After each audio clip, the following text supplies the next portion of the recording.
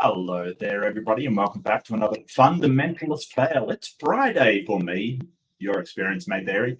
And it's time to get into the Fundamentalist Fails. I do apologize about the intro. That completely failed to play, and I'm not sure what happened there. I had to quickly manually go in and give it a kick up the arse, to be honest with you. That was terrible. I'm going to have to write to StreamYard and say what the hell is going on. So I apologize, but welcome. And so if you're unfamiliar, if you've never been here before, welcome. This is Mark Reed Atheism, and we are doing and checking out some sort of weird, the wacky, the crazy, the really concerning. But this one is a guy that I saw from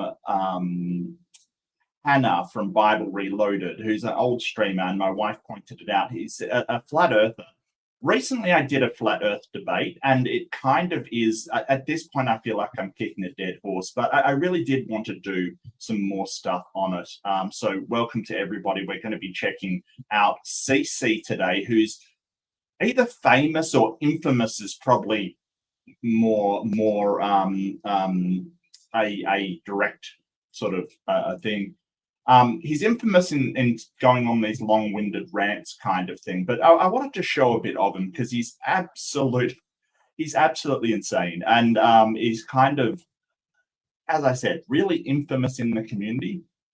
The flat Earth debate, I think I could have done better in it. I think that, to be honest with you, it was a flat Earth debate. Oh, it's Chris from Westchester. Okay, Phantom. Yeah, good to see you. Good to see you, everybody.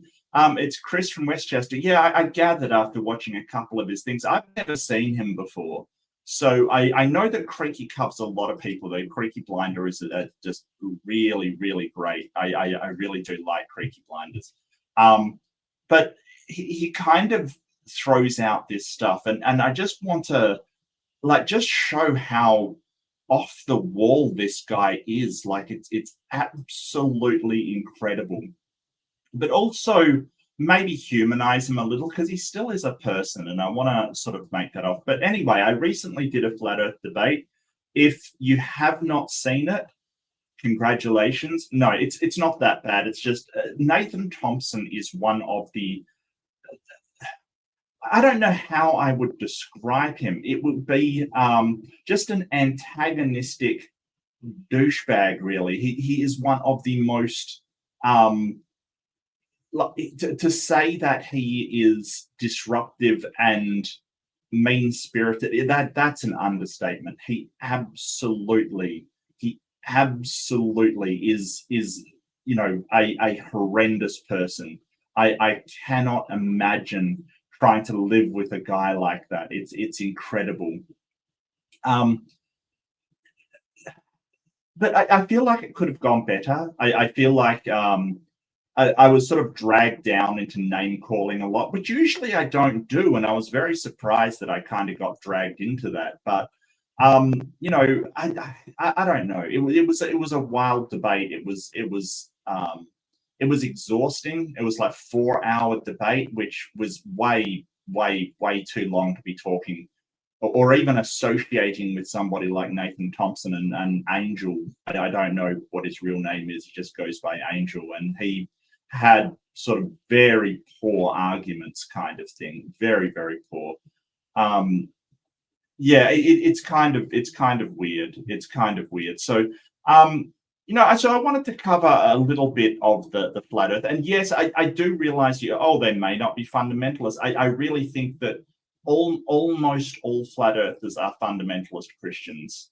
They're almost always sort of saying, hey, the Bible says that the Earth is stationary and non-rotating, which, to be honest with you, that's only one interpretation. There's most Christians aren't flat earthers. I think in a debate I brought up, sort of, if you have to take the Bible completely literally, the Bible does say that the earth has the four corners of the earth. It's translated like that from sort of the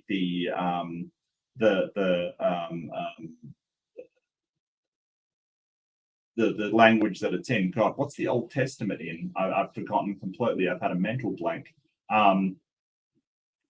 the Aramaic that it's in. I don't know what happened to my brain then. It's sort of translated from the Aramaic into literal corners kind of thing, corners of the earth.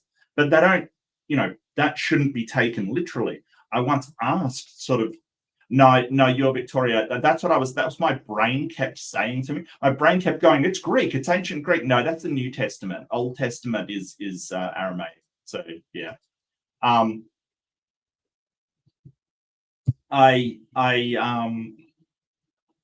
So you can't take it literally. And when I threw that out to a flat earther, basically, they said, well, you don't know what's beyond the ice wall. There could be corners down. I think Whitsett said that, of all people. So yeah, is there corners out there? Like, apparently so, according to them, which is just ridiculous. Yeah, okay, so Left-Handed Jedi, if you got a super chat missed, email James, email Modern Day Debate. I can get you the email address if you want. That's not a problem. Just email him and say, hey, it was missed, and he'll give you a refund. He's really good about doing that because, well, his business kind of relies on it, that people do have their super chats read. So yeah. If it was after a certain point where they said, hey, no more will be read, they may not. I don't know how many were there. I would expect a lot. So I was up incredibly late last night, like 3 a.m. late, trying to watch the debate. I really wanted to, but they didn't read it on purpose. Okay. Were you shit posting Left-Handed Jedi? Is this what was going on? I knew it. Anyway. The nobody takes the Bible 100% literally, except for the flat earthers, I suppose, who say they take corners of the earth literally. I don't know how you would do that. I don't know how you would interpret it literally. But we want to have a look at this guy. But these flat earth debates, I don't take them seriously. It's to say the evidence is overwhelming that the Earth is a globe is an understatement of the century. There is so much evidence that the Earth is a globe. It's incredible to think that all of that can just be waved away or ignored.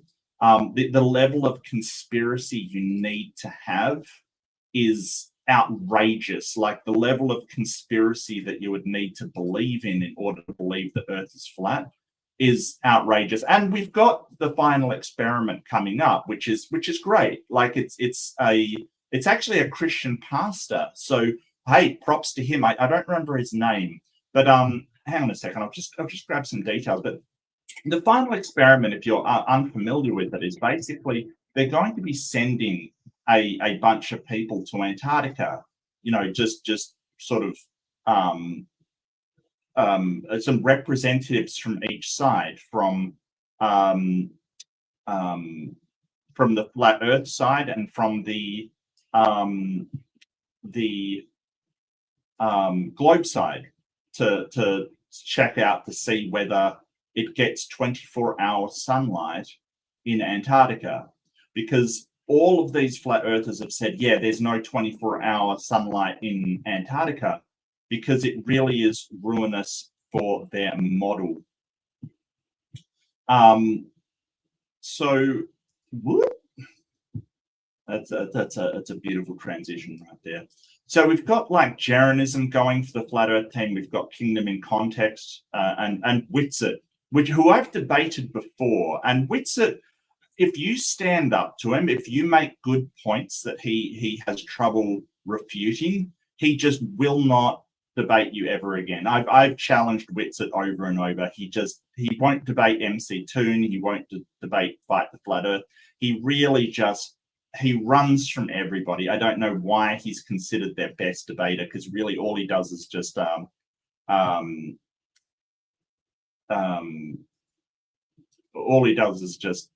like Antarctica. What's up, Max?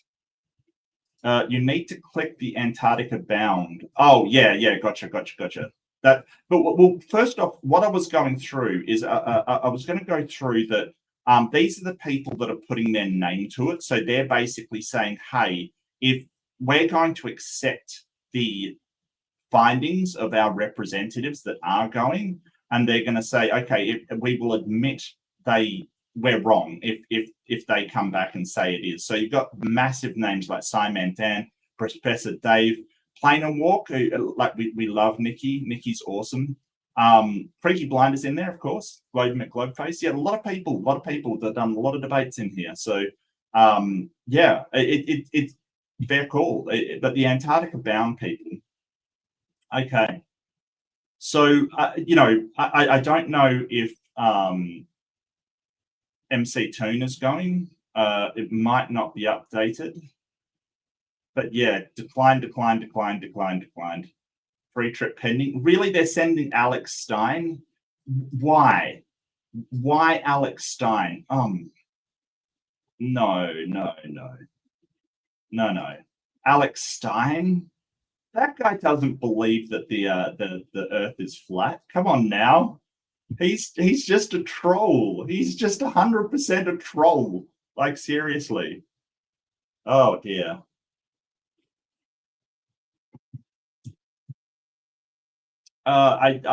Yeah, but it's hilarious that so Dean Odle, I don't know how to pronounce his surname, but we covered a debate of his where he was the one that sort of suggested it. He didn't give the guy the idea. He came up with it on his own, like just one of those simultaneous ideas that come up occasionally. But he suggested they should go to Antarctica and find out.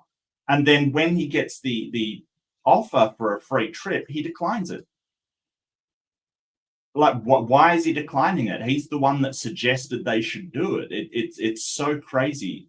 Yeah.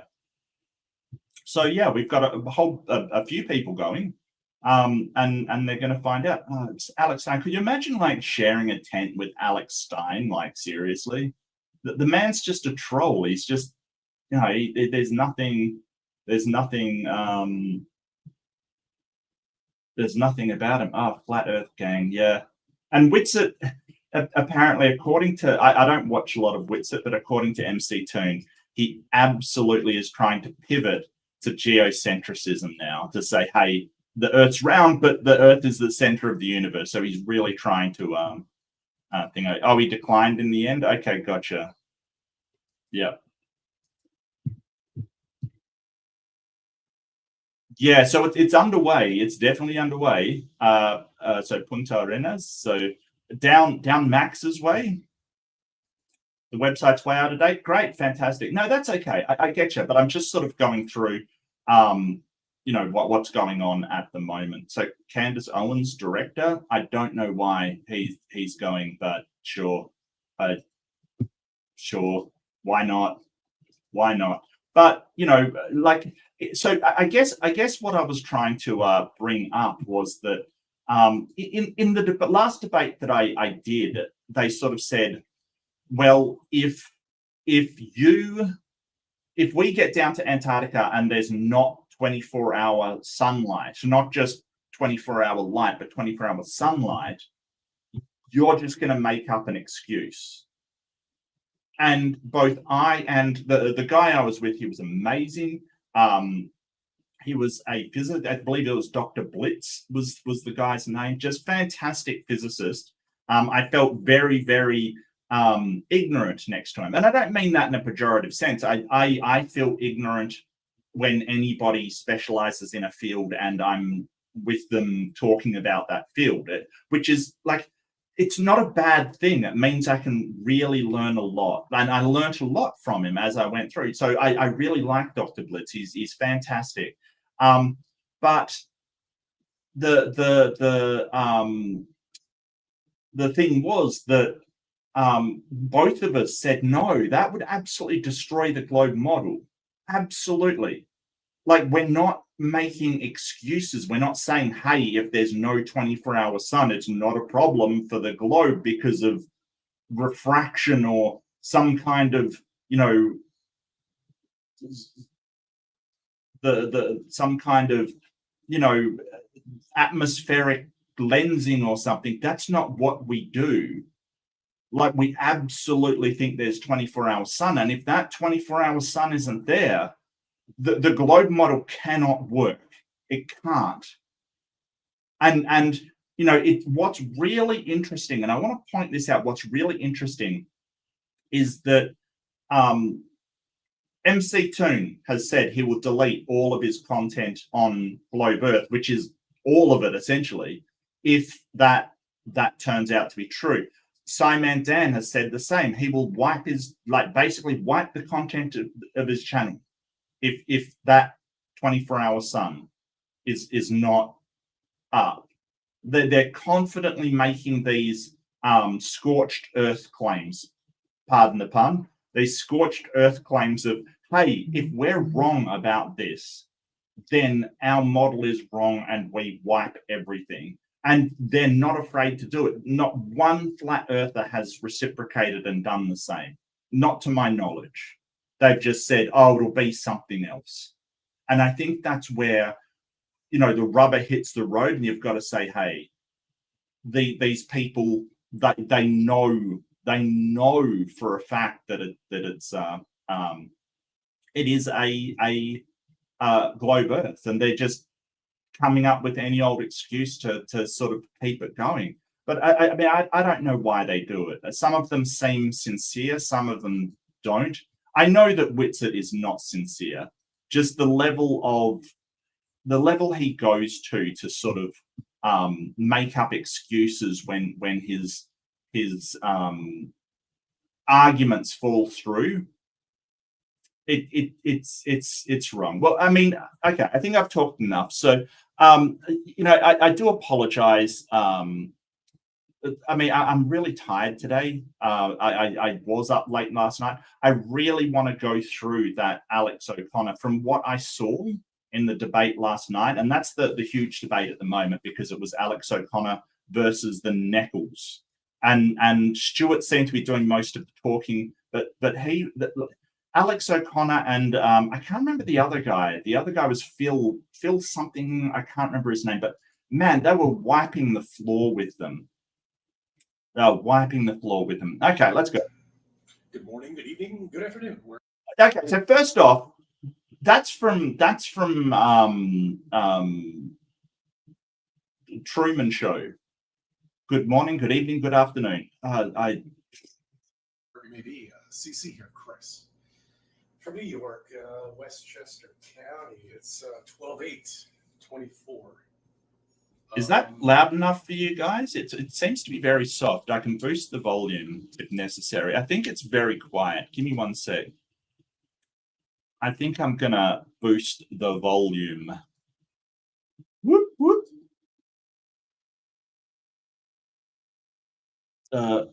If I can work out how to use it.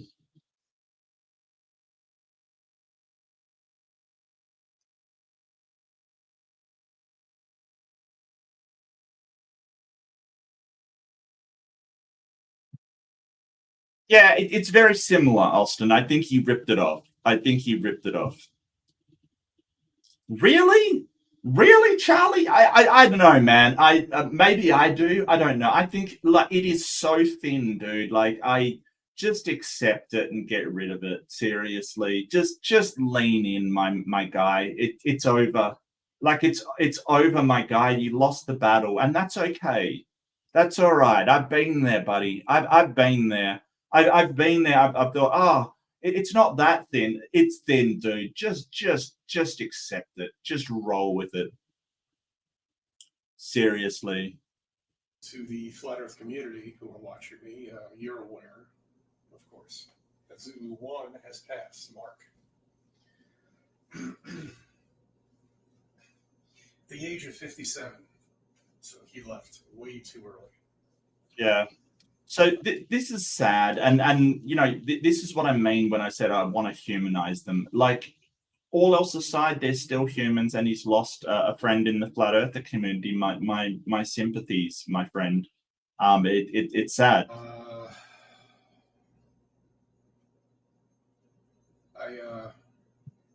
I met Mark. Look, before you ask, I don't know what's up with this camera angle. I've got no idea. It's a bit baffling. but yeah, somebody died in this thing. But they've got friends, they've got family. They suffer if someone goes. So my condolences, my friend. It sucks. Yeah. Probably about 7 or 8 years ago, I think. Went to one Flat Earth meeting with him. Spoke to him several times on the phone. He was a very good friend of mine. And I'm sorry to his family. I regret not doing more things with him, considering he's the only Flat Earther within a 30-minute radius of me. That's one thing I do. But he was always out. He was always at every convention. He was always doing what he loved to do, meet people. And that's just the kind of guy he was. The minute he saw you, he'd give you a hug. Well, my condolences, my friend. So, dude, I as I gather from what I can see, and I'm not familiar with this guy. Okay, I want to put that out there. I hadn't heard of this guy. Like it's weird. Okay, so I get that sort of I work in this sort of I debate in this kind of realm, but really I am the last to know anything. It's really I don't know. I maybe I live in my head too much. I really maybe do. But anyway, look, it's something. It's a decision. But as I gather, he gets up, has his coffee, rants, and then goes off to work, kind of thing, which is just hilarious. But I'm very sorry for his family and for their loss.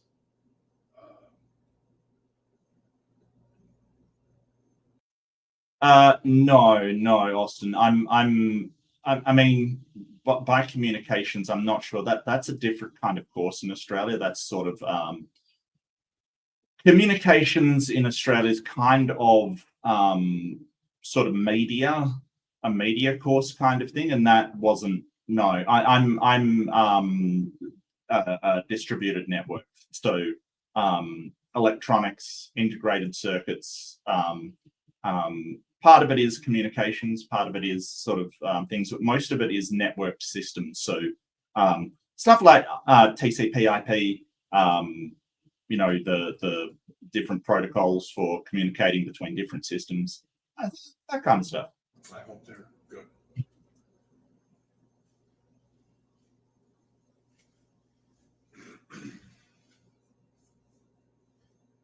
Last time I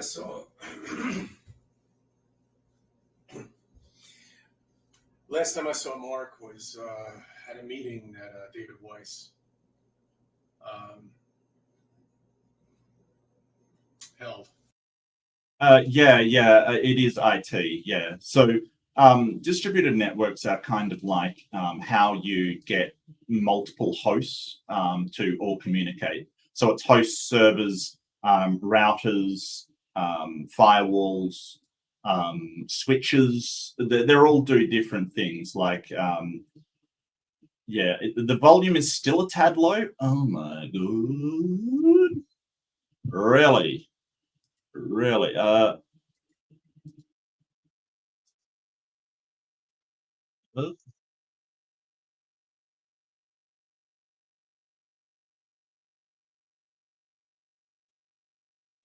So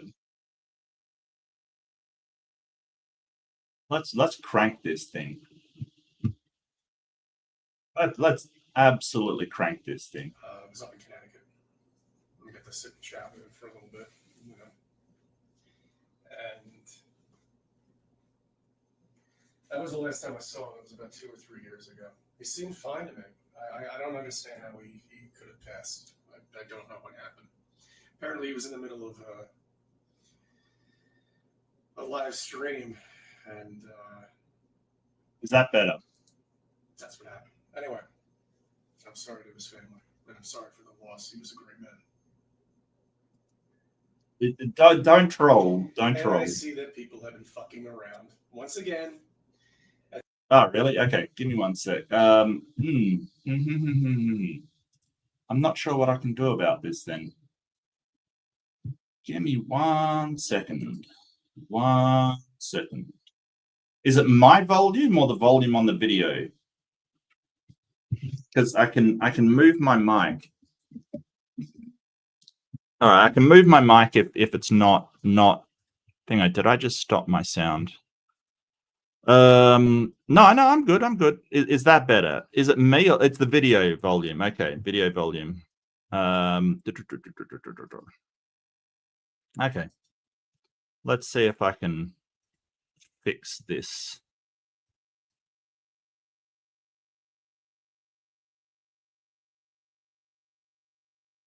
At the expense of me having fun. Uploading my videos, turning my words into whatever, and saying all this nonsense. But the truth is that we are stationary. We're flying. Well, I mean, if you go out on the internet and sort of, you know, broadcast your words, people are going to pay attention. That's the whole point. Like, you can't just go, well, I'm just putting it out there, but I don't want you to see it. That's contradictory. Okay, I think that's better. I think that's better. We're covered with a dome, and there's nothing anybody can do about it. And we didn't make this. God did. That's right. God loves you. You have potential. You want a final experiment? Here, I'll give you a fucking final experiment, okay? You take 2 boats around Antarctica, all right? 2. The supposed island on the bottom of Earth, okay? You take 2 fucking boats, you have them go around the island and meet at the other side. That's the final experiment. But the Navy won't do it because they know what the results will be. Yeah, so the Navy won't do it. Which Navy? Like, you do know that like, America doesn't own the Antarctic. I don't know. I really don't know. That's so weird. Anyway, I just want to sort of point this out. A person called Lisa Blair did a circumnavigation of the Antarctic. This was her route. Right. So 92 days to circumnavigate that in a sailboat. Like, this is using the power of the wind. She circumnavigated that. Like, how is that possible? 92 days? 3 months? I don't. Okay. I'm not sure I can boost it anymore. I honestly, I don't know if I can. I can't boost it anymore. There's nothing else I can do. Holy crap.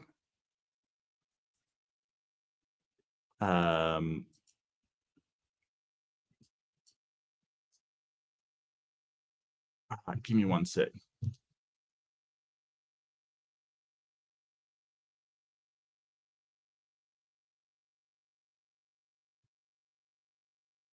I'm going to turn this all the way up.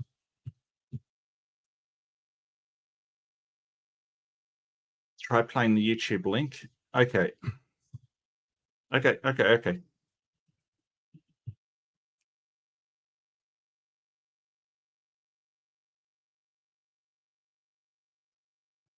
I will give that a try.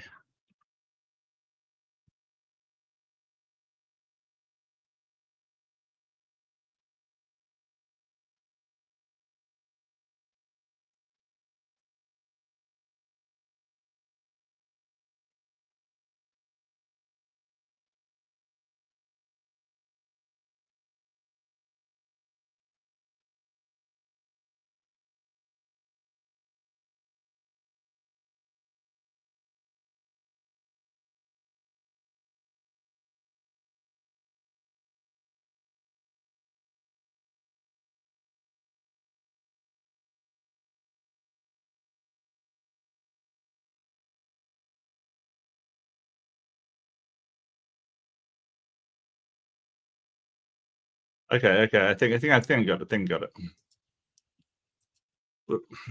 Okay. but the Navy won't do it because they know what the results. Yeah, that's right. Stream me up. All right. Okay. So this is Lisa Blair sailed around the Antarctic. As I said, 92 days, 16,000 nautical miles, right? Like 16,000 nautical miles is not enough if that's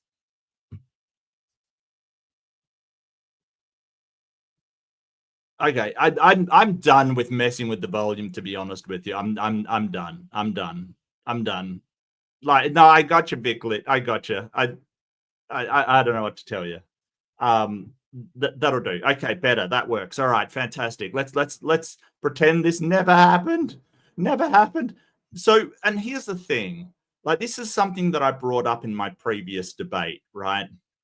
This is something that I brought up in my previous debate.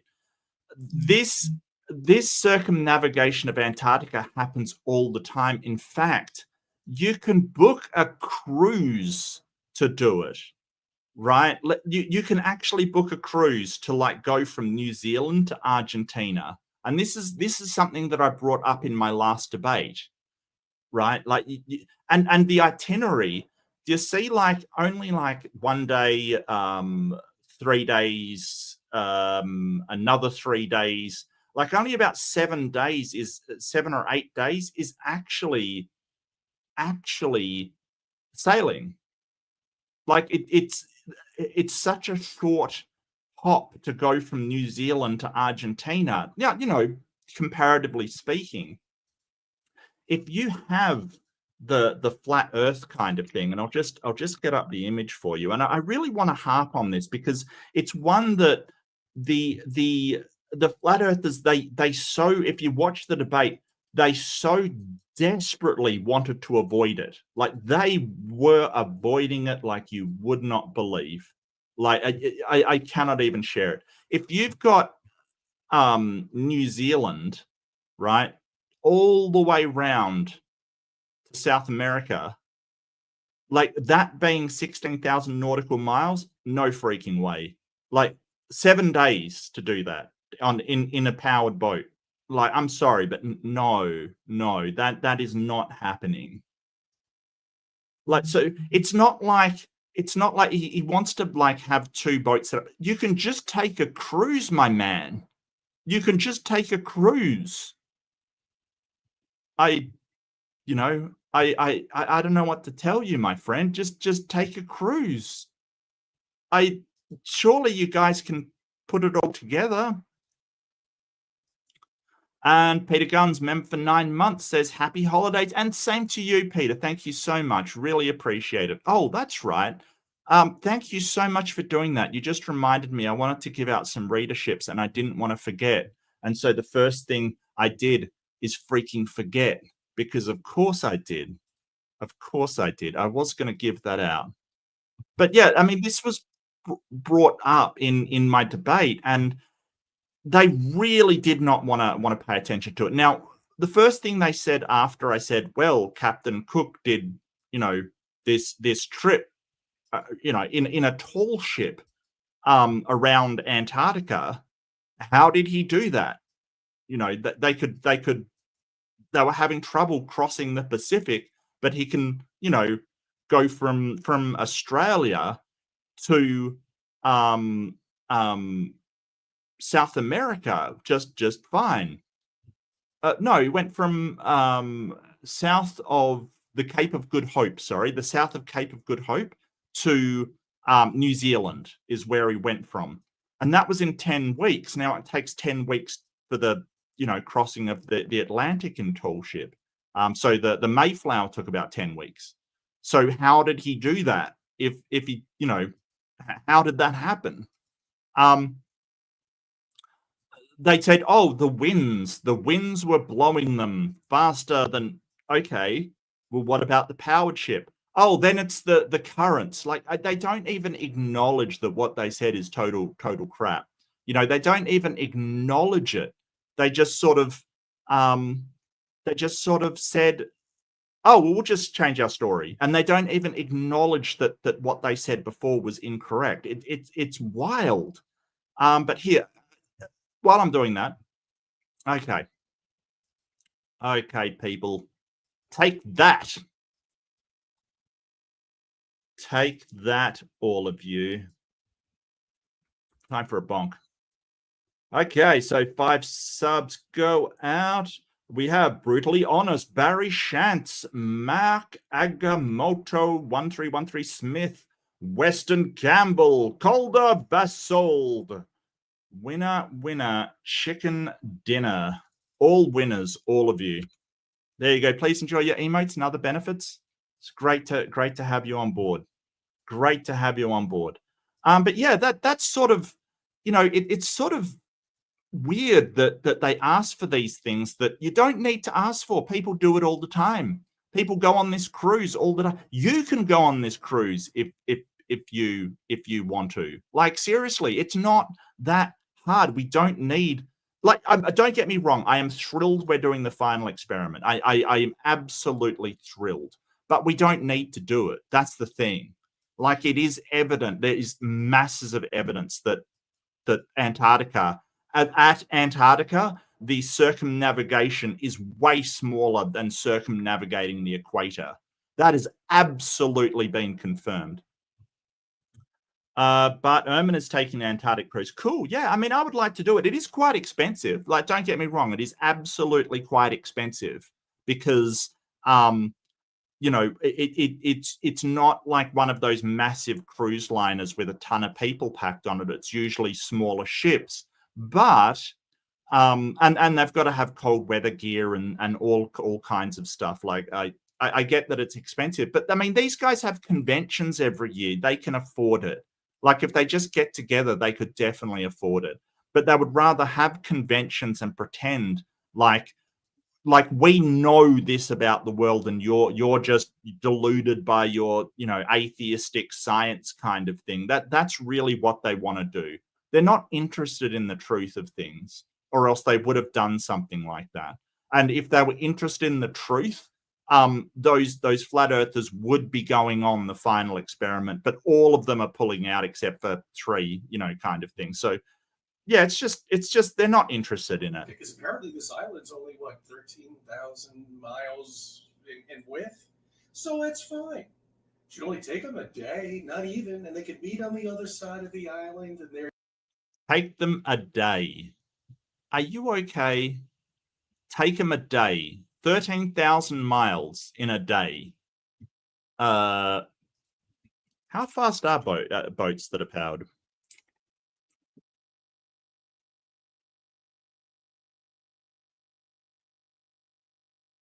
$13,000 nautical miles.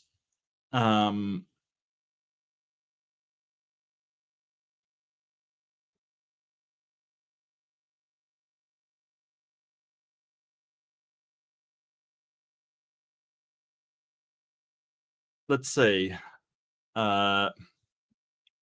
13,000 nautical miles. I'm just doing a calculator now. Speed of the boat. How fast does a boat go?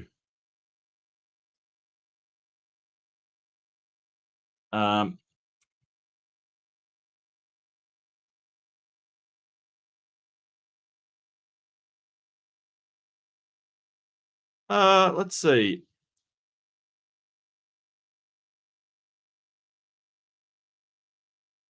How fast is a, just say this is, let's say it's a cargo ship, right? Like, just say, how fast is a cargo ship? About 25 knots. Okay. So 25 miles per hour, or nautical miles per hour. Actually, I'll just share this. So here's a 25. Yeah, 520 hours. You're only a tad bit out there. So about 10 days, like at 25 knots. Just say it's a very, very fast yacht kind of thing. Say 50 knots, basically. Hello? Yeah, that's... okay. Please fill in exactly 2 fields. Oh, I see. It's telling me I'm useless. That's all right. 260. Yeah. So like you're so far out of his calculations. Like, seriously. Wow. Just take him a day. Yeah. This is just, and what this is showing is that they don't really understand Right.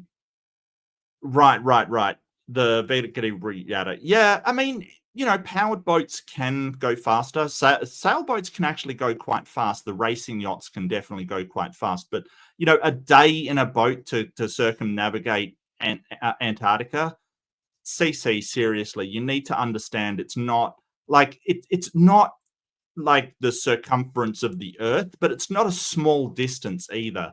I think about 7 days to go round would probably be what you're expecting. So yeah, it just shows that they've got no idea of distance or time or how to calculate it at all. There you go. They won't, because we are covered with an ice wall.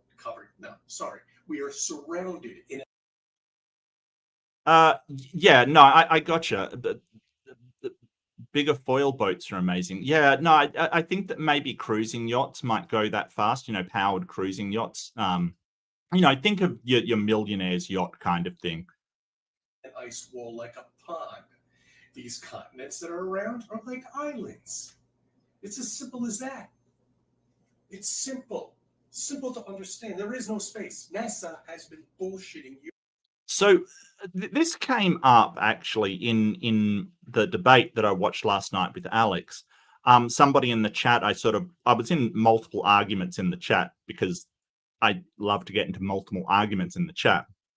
Let's face it. Yeah, 50 knots is fast. Yeah, absolutely. So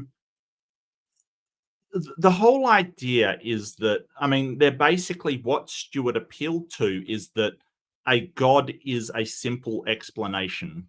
And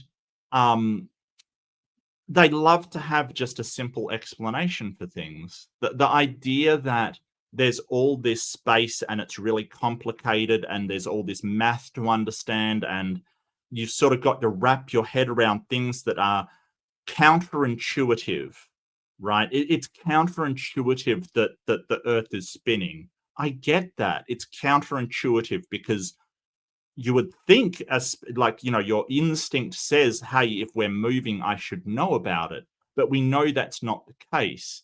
The idea that you can be on a train, the train beside you starts to move and you feel like you're moving, it's counterintuitive to say, well, it's just sort of an illusion. It's counterintuitive. But counterintuitive things are sometimes true. And the person last night was like, well, what about Occam's razor? Occam's razor says, the simplest is the correct one. It's like, well, not really. Occam's razor, the sort of ordinary understanding of people of Occam's razor, if you're unfamiliar with it, it basically says, with all things being equal, the simplest one is usually the correct answer, or that's where you should start with. And I agree with Occam's razor. But when you actually look at the philosophical Occam's razor, it basically says not to multiply entities, right? Oh, I shared the wrong tab. Look, I'm going to close that tab so I don't screw it up again. How far did I do? Yeah, exactly. Don't needlessly multiply entities. Yeah. So the whole point is that the simplest explanation, right, that the simplest explanation still has to cover all of the variables, right? So complexity is fine, or it's when it's necessary complexity, when you're saying, hey, it has to explain X, Y, and Z. Like it has to explain all of these factors. And if something doesn't, and it's simple, it is inadequate for an explanation. It still has to meet all the criterias of explaining whatever it is you're trying to explain. Just start over. No, Little Wolf, no. How dare you? But I love your avatar, by the way. But so Little Wolf, no. But anything with Occam's razor, it's still got to cover. Okay, so you find a your sunglasses in a different place, kind of thing. A simple explanation is that it just the cat moved it or the wind moved it, right? But that doesn't account for all the variables. Like if all the windows are closed, then you've got a variable it doesn't explain, right? The simplest explanation still have to account for everything. If there's a broken window and someone's obviously been in there and footprints through the house kind of thing, the simple explanation of the cat moving it doesn't cover all the variables, right? Yeah, Austin, that's pretty much it. It should be simple as possible, but no simpler. Yeah, it's kind of what Occam's razor is. With all things being covered and all things being equal, the simplest is usually the correct one. So the whole idea that because an explanation is simple, it immediately is the correct one is a misunderstanding of Occam's razor, because it's got to account for all of the variables. So when they do say, well, God did it, or everything is explained by God, I really push back on that, because nothing is explained by God, right? Because when I ask a simple question like, why does evil exist if there's a God? Or why is the universe expanding? Why is the universe mostly empty? They sort of go, well, I don't know. I'm sorry, I thought God explained everything. If God doesn't explain everything, then, if God explains everything, then why can I ask a simple question like, why is the universe mostly empty? And you say, I don't know. Because God doesn't actually explain anything. It's just a sort of simple explanation that it doesn't actually account for the things we see in the universe around us. It doesn't account for them, right? So a God deciding to do it, that doesn't account for what we see. I mean, unfortunately, if it did explain how these things happened, that would be one thing. But that's the whole point of Occam's razor. And Occam's razor is great. I do like it. It's just people misuse it all the time. Will be. Okay, because apparently this island's only, 13,000 miles in width? So it's fine. It should only take them a day, not even, and they could meet on the other side of the island, and there you go. They won't, because we are covered with an ice wall. We are surrounded in an ice wall like a pond. These continents that are around are like islands. It's as simple as that. It's simple to understand. There is no space. NASA has been bullshitting your fucking taxpayers' money from the beginning. Yeah, so NASA uses a tiny fraction of the American budget, like a tiny fraction.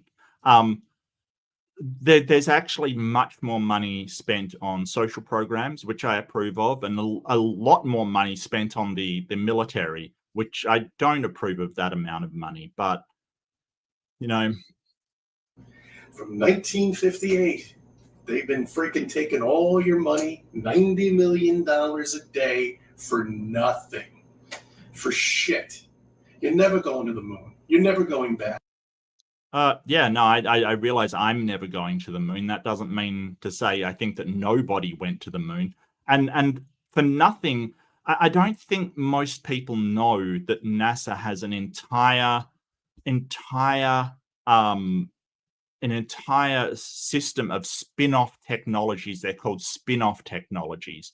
So, for instance, the space blanket, that foil blanket that they wrap around people who are in shock, because it retains heat and deflects stuff incredibly well. That is a NASA technology. People don't know that firefighters use systems developed by NASA for breathing, with when they have the masks and the breathing apparatus and their actual, those real heavy coats. That technology was made by NASA. I'm not sure about Velcro. I think that one is actually a urban myth. I think that it maybe wasn't, or at least I think it was somebody working, like another company working for NASA, who did it for another reason. But yeah, there's a lot of things that we sort of have that NASA. There was and this is fascinating to me.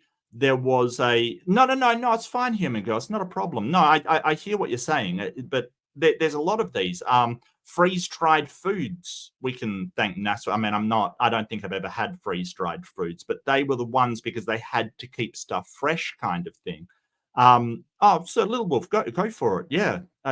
Look, Taco Tuesday. Look, has anyone ever had, like, seriously, has anyone ever had a taco boat? Taco boats are where it's at, man. I swear, I will never go back. Taco boats are just amazing. Look, if you haven't tried a taco boat, yeah, memory foam, yeah, good one, yeah. But the one I was thinking of, there was they invented sort of a cloud-based open source system. Source software. By NASA.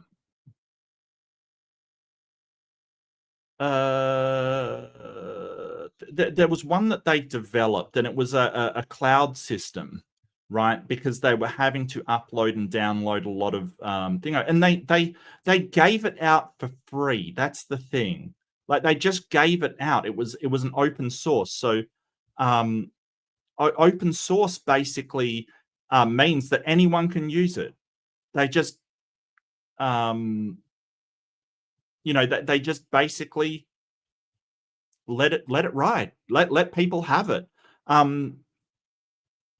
Spin-offs from NASA. And I'm not saying they invented I'm not saying they invented cloud-based technologies, but that they contributed a lot to cloud technology from what they were doing. And the thing that's very telling is all of these things they came up with. Like, for instance, the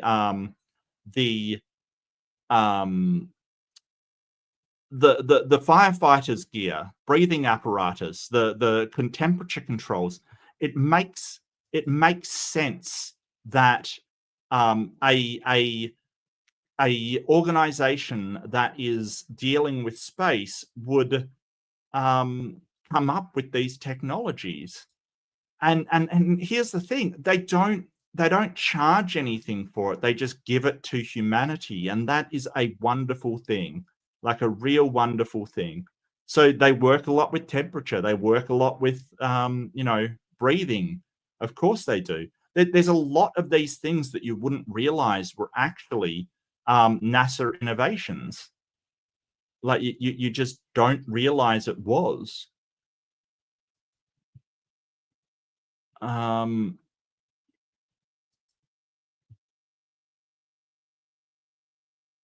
Yeah, crash helmets, like the technology for crash helmets.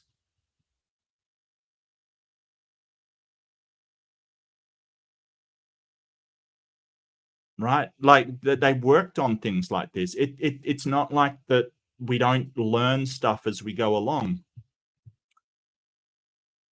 Taco boats. Oh God, I got to show you this, Austin. Austin's a champ. I got to show Austin. I'm going to change your freaking life, man. Are you ready? I mean, this is apparently we're circumnavigating the thing. I get old El Paso. Look at this. Look at this. Hang on. I got to share this with people, because seriously. Dude, taco boat. Let's go. Let's freaking go. This is a taco boat, okay? Okay? Taco boats. Like, seriously, so good. And like, they're sort of like tortillas.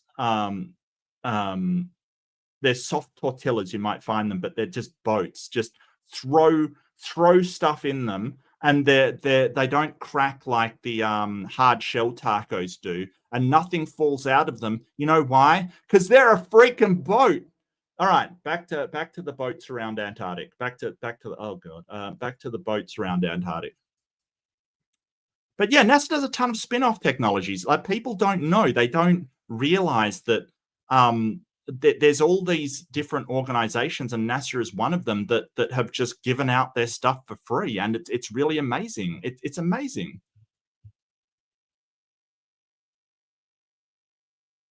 Every time they say they're going, a problem always happens. Think about that. Think. Well, a problem doesn't always happen. I mean, yeah, the Indians did crash their first attempt at a rover on the moon. That definitely did happen. But, you know, I don't know what you mean by always happen. We're apparently like doing a mission in 2025. I don't know whether, you know, a certain president that will be in power by then will cancel it or not. I don't know. I have no idea. I'm so sorry, Austin. I do not speak Spanish. My Spanish is terrible. I hate to break it to you, but there's not a lot of countries around where I am that use Spanish. Shocking, I know. But to be honest with you, I understand more Chinese than I do Spanish. I'm not even joking.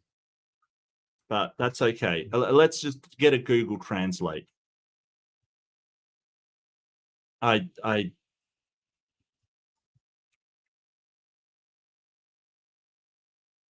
You're making me translate Spanish. Is that what's happening? Is that where we're at?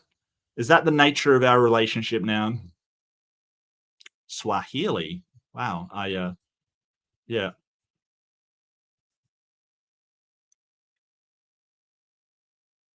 This word is tortilla. Tortilla.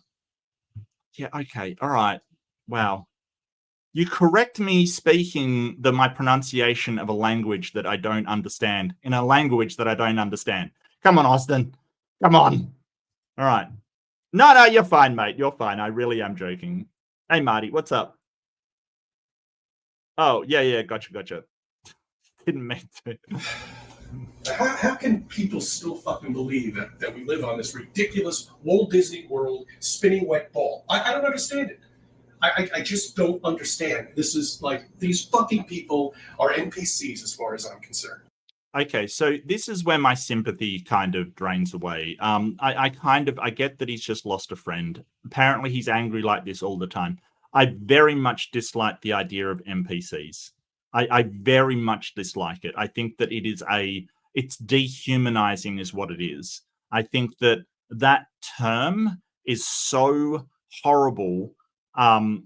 So if you're not aware, an NPC is a non-player character.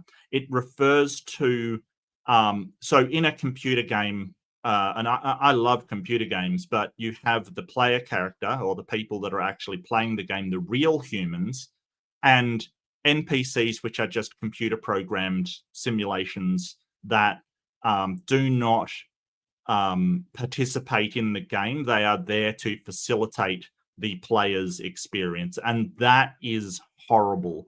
So it's been sort of co-opted by the right-wing people to refer to anybody that is sort of just going through life not doing anything consequential, just carrying out background characters. That's a real good way to put it.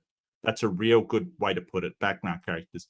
I think you're right, Austin. It is originally Dungeons and Dragons. Yes. Yeah. So an NPC is, the tavern keeper in Dungeons and Dragons that you go and talk to, or the wizard that gives you the quest. They're not really playing. They're not real people. And I dislike that entirely because of the connotation that other people aren't real. I'm the real people. No, everybody's just human. And I really dislike that term. It is this dehumanizing of people that really, really irritates me. Like, you shouldn't dehumanize people like that. It's not a good idea. Okay, they are fucking NPCs.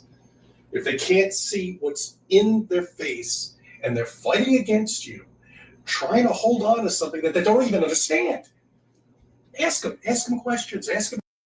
Yeah, well, we do understand it. I don't know what you mean.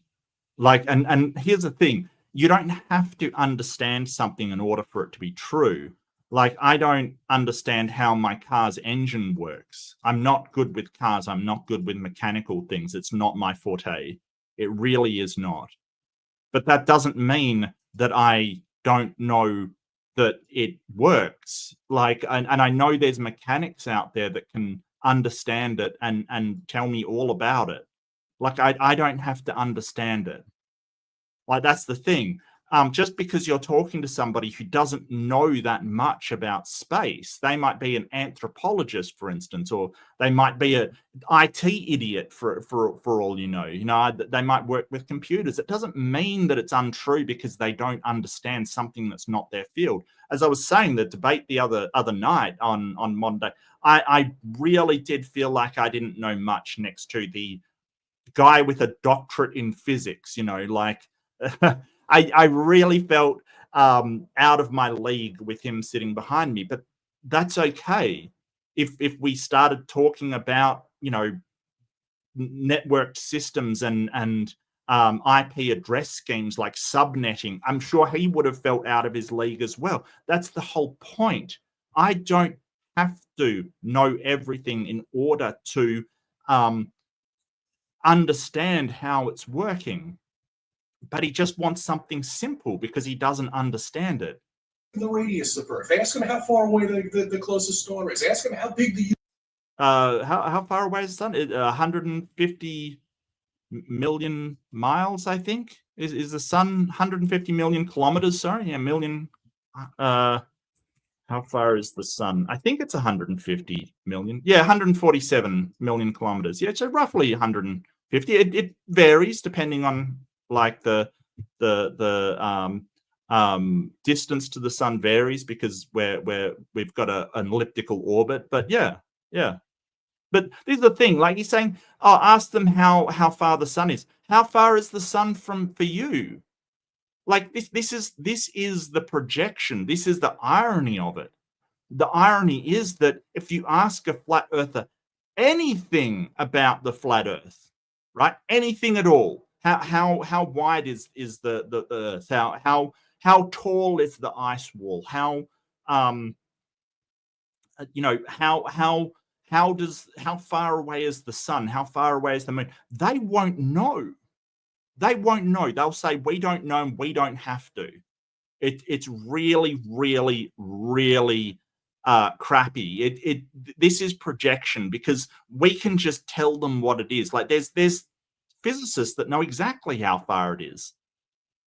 So this is actually kind of ironic. It really is. Universe is. How fast is expanding? Speed of light. Speed of light. The universe is expanding at the speed of light. So how fast is that? That's 300,000 kilometers per second, roughly, is the speed of light. And it's expanding at the speed of light. Can't give you dick, but yet they're fighting against something they don't understand. Why? Well, I'm not sure if we're fighting against something we don't understand. The only reason we don't understand flat Earth is because flat Earthers don't quantify anything. They don't put anything into actual measurements that we can identify. They don't like, when's the last time you saw a flat Earth, like a model, like here is how the sun works, here's how the moon works? It depends on where you are. So it's expanding in all directions at the speed of light, which is sort of the fastest anything can expand at. But it's sort of, so if you think about this, if you're blowing up a balloon, right? If you're blowing up a balloon, the 1 point near you is expanding at, you know, whatever speed that's expanding at.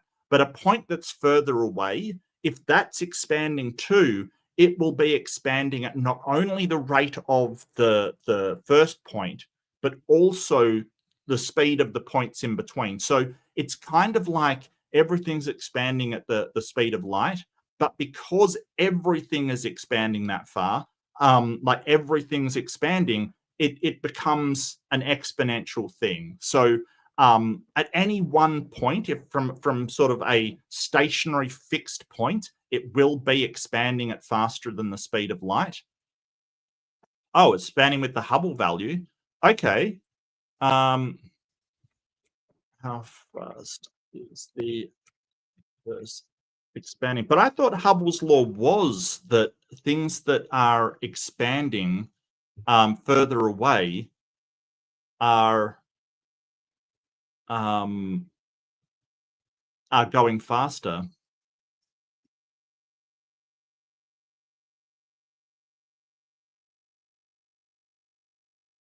No, Hubble's constant is the galaxies moving further away than each other.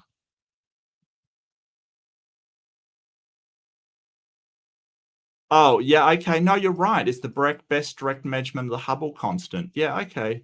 With the 3% uncertainty. All right, there you go. I thank you. I learned something new. Hubble's constant. Okay, there we go. But the whole point is that maybe I don't know. Someone will know. Oh, got you. Okay, so that's where I got it from. It expanded faster than light and slowed down after that phase. Gotcha. Okay. No, thanks, Spillcap. I really appreciate it, mate. But this is the whole point. Like, people do know this stuff. It's yeah.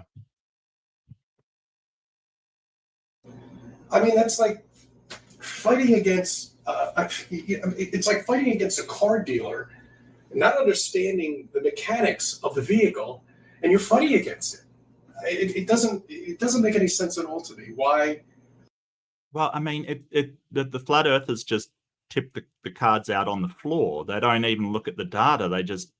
They're not playing any kind of game because they won't present any kind of model for us to test whether it's correct. They just don't stop and ask critical questions. You know, that's it. Asking questions like, why I feel no movement. Yeah, so that's inertial frames of reference. So you feel no movement because constant.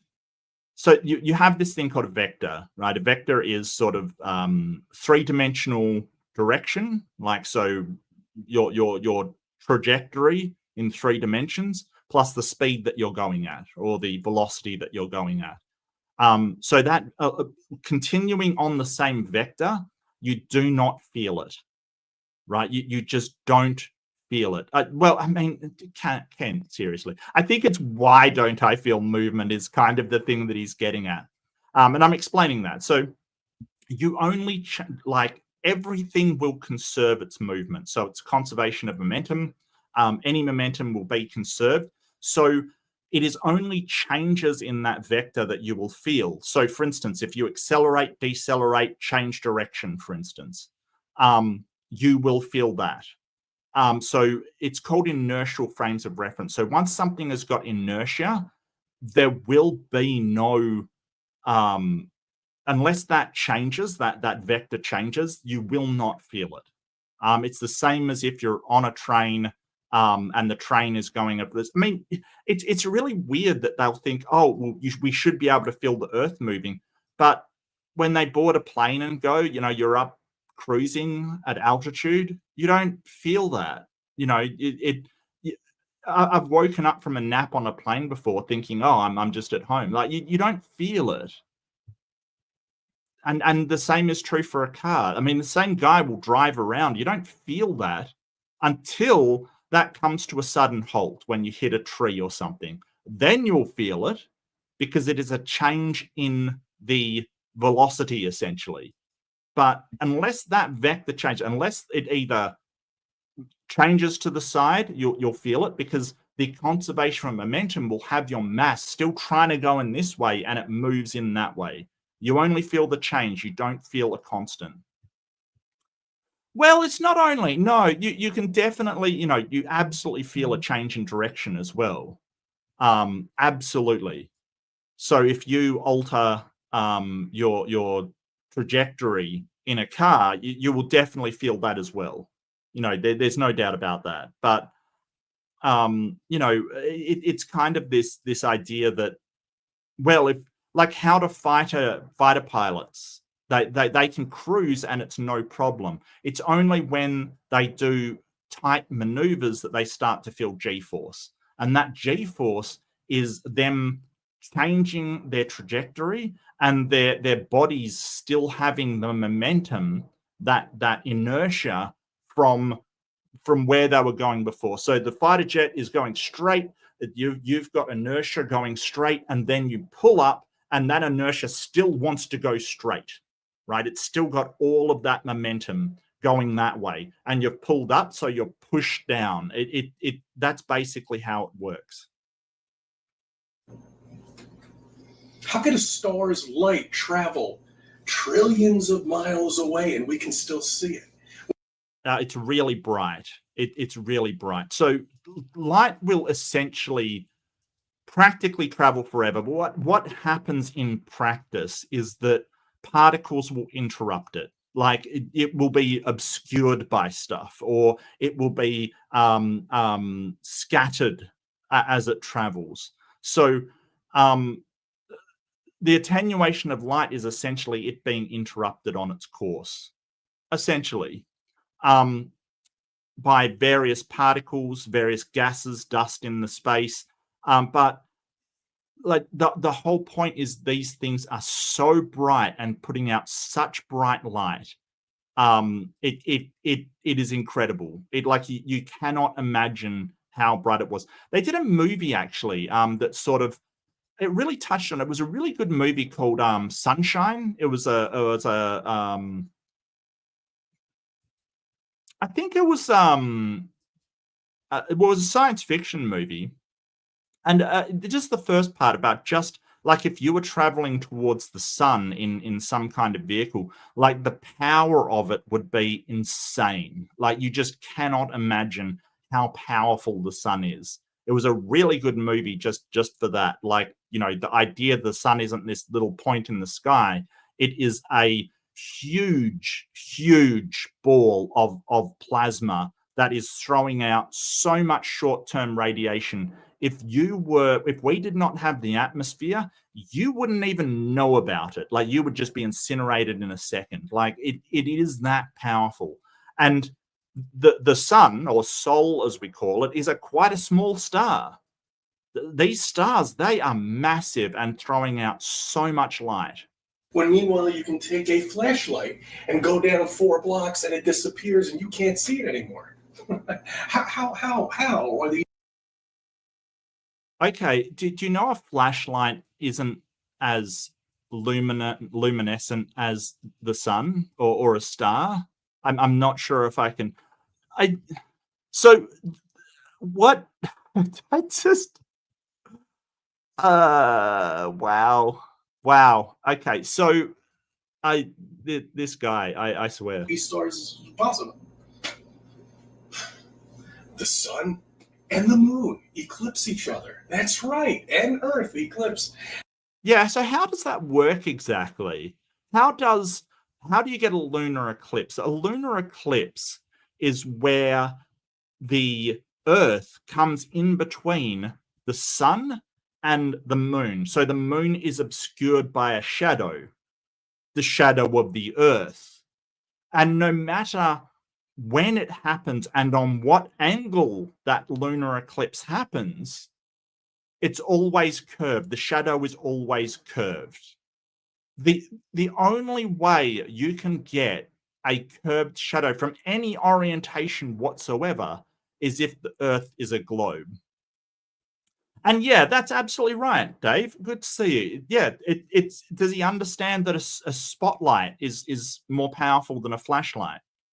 Does he understand that, you know, a floodlight is more powerful than a searchlight? You know, it's really weird that he doesn't understand luminosity, like even on just a understanding of, hey, brighter the light, the further it goes. I don't know why he wouldn't understand that. And plus, it's a bit different with light that's in space than in the atmosphere. There's a lot less particles or cells of interference to block light in space, so it can travel a lot further. It's very, very strange. It's very strange. Yeah, and people don't understand that the sun and the moon are self-projecting lights. Where is the moon all of a sudden? It goes in front of the sun, okay? And that's a solar eclipse, okay? The sun eclipses itself. All of a sudden, the moon just disappears too. The sun eclipses itself. No. The sun eclipses itself. No, the moon clearly goes in front of it. I don't understand that. And where does the moon go? Well, it's still there because the moon is the reflected light from the sun off of it. So that's why you get the crescent moon. It's like one part of the moon is in sunlight and the back half is not, the black half is not in sunlight. That's why you get the moon like that. It's because it's shining on like the sort of edge of it, so you only see a part of it. It's exactly the same. It's so crazy. The whole point is that when you get an eclipse, when the moon goes in front of the sun, all of the light is coming from behind it.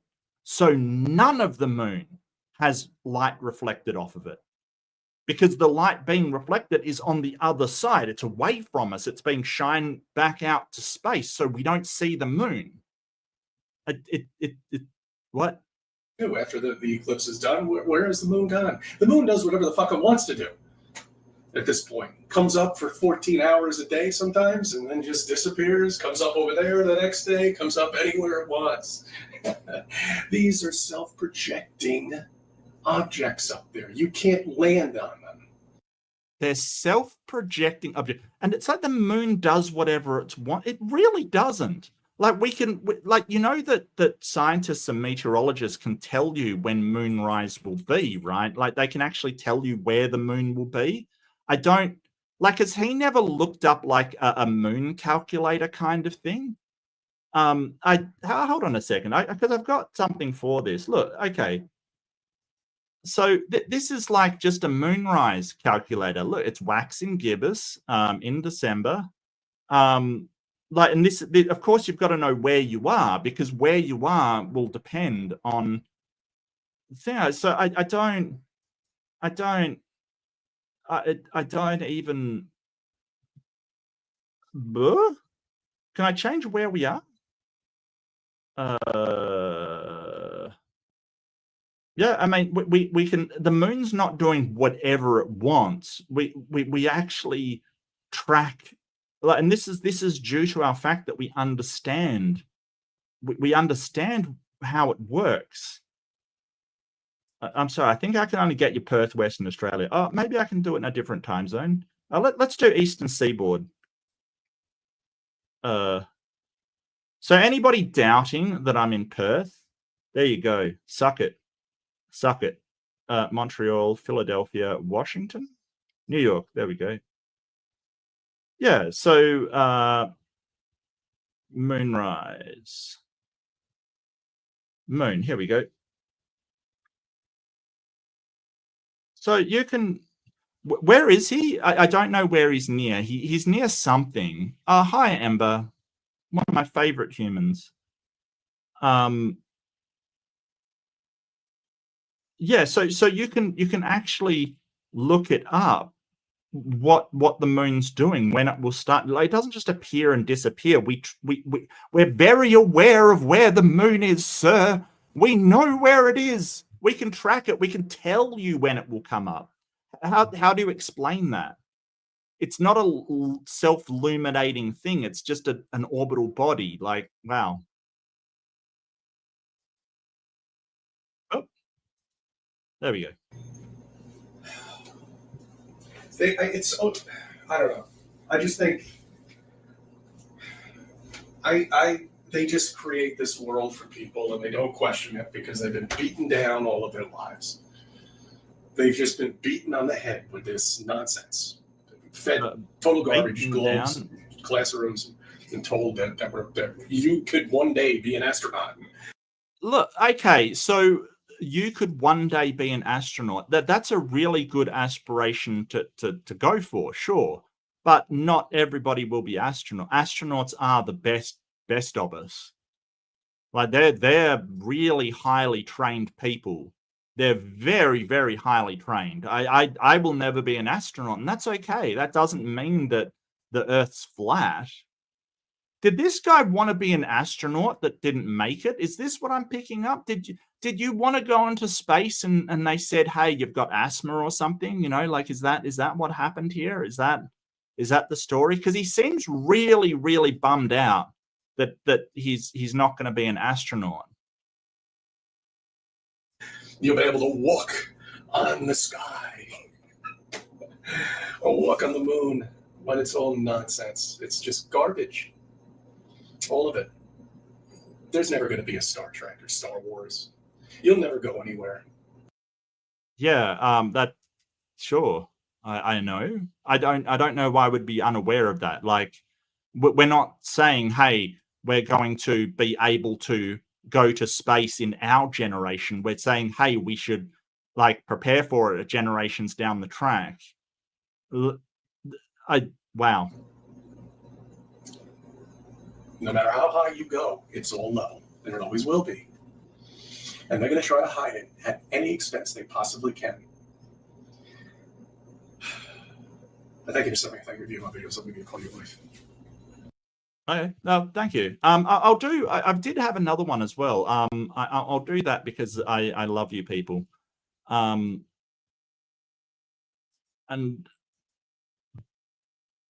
who's they? They is the NASA / corporate / government conspiracy people that stop you from being the astronaut you so richly deserve to be. You know. So richly deserve to be. That's who they are. You know, they. Look, I don't know. I mean, I've never thought I'm going to be an astronaut. You know, I don't know who actually thinks they're going to be an astronaut. It's just, it's really cool that we send any humans up there at all. Like, it's incredibly complicated. Morning, good evening, good afternoon, wherever you may be. CC here, Chris, from New York, Westchester. Thanks, Truman. It's 9:25. So where is Westchester County exactly? Westchester County. Yeah, so it is New York. Okay, gotcha. New York State. Yeah, gotcha. All right, so, you know, I mean, I can look up the moon stuff in New York, so I don't know why he's never pulled up a browser and just looked it up. It's wild, isn't it? I don't know what the moon's doing. The moons can do all, you know, things. What? I don't know. It's weird. 24. Just a couple of brief points us flat earthers like to talk to people about. Yeah. It's just everyday shit when you look at the moon. You see every single impact on the moon has a exact same trajectory. Well, no, that's not true. It's sort of like, is he asking why all the craters are round? Is that what he's asking? Because that's just physics. I don't. Same thing. You know, in Hollywood, what they like to do is they like to come up with these streaks of meteors, comets coming down, forming this like skid mark, shall we say, and then all of a sudden the explosion. Well, it's not just in the movies. Like, we have footage of people that have caught meteorites and meteorite showers or meteoroid showers. I didn't know the difference, actually. And a meteoroid is one that doesn't actually impact the Earth, burns up in the atmosphere. We've got people with footage of them. Like, it's weird that he's sort of saying, hey, in the movies they show this. People witness that in real life. Like, you do realize that's a real life thing as well. What? You know, just like the comet or asteroid that they just got. They just photographed it. And another thing, why the hell are you even watching me right now? Shouldn't you be preparing? Because in the next couple of years, we have a high chance of probability of a meteor hitting this Earth, almost having an Ellie effect. Okay? That's right. That's an impact of the Earth that'll destroy everything on it. Yeah, I don't think there's a high probability of that. Like a high probability, I don't think so. Thing is, space is really big. There's a lot of meteors out there, but most of them burn up in the atmosphere. And yeah, that could happen. But NASA, the organization that you like to track, so they're getting too much money. They're tracking all of these objects that are flying around us to try, and they're also working out ways in order to, hey, if there's a big one coming, can we push it aside? That's what they're trying to do at the moment. Can we actually alter the trajectory so it misses us? But you rail against them getting money. It's really wild. That's right. So you should be prepared. You should be watching me right now. Anyway, so the space news, of course. What do? They get this pathetic picture of the meteor coming down like this. It's always going down. It's always going sideways. It's never coming up through the horizon. It's never coming up through the horizon. Is that what he just said? Yeah, that's what he just said. You heard him correctly. For all of these years now, 15 years of smartphones out there. 15 years now, and they still haven't changed a bit. Same exact thing. I made a video about that about 5 years ago.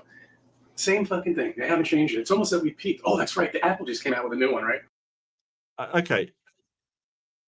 It's like okay. So the reason why meteorites don't come from the horizon up, okay, is because basically when you're looking at the horizon, you're looking at the part where the Earth is curving downwards, basically. So it is an apparent effect, but it is a physical phenomenon. The curve, it would have to, in order for what you are describing, it would have to start exactly opposite you for a start.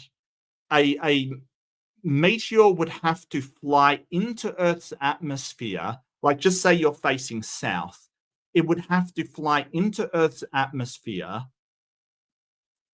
miss the ground, like not be pulled towards the ground by gravity, because once it okay, let's leave gravity aside, because holy crap, like it would have to miss the Earth and then keep traveling south. Like, so if you're facing north, it would have to come into the atmosphere from the north, miss the Earth somehow, and then travel out going south. How would that work? I don't understand how that would work. I really don't, because beyond the horizon, it curves over, and any like meteor entering the atmosphere is bound for the ground.